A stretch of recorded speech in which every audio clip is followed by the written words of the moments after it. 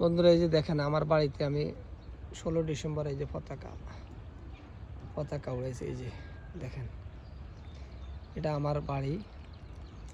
উপরে হচ্ছে কালিমার পতাকা, নিচে হচ্ছে আমার বাংলাদেশি পতাকা।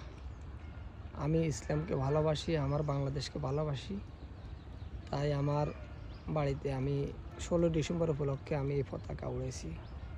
সবাই আমাদের জন্য দোয়া করবেন, আমাদের অন্তরে যেন দেশপ্রেম থাকে, দেশের সাথে যেন গাদ্দারি না করে।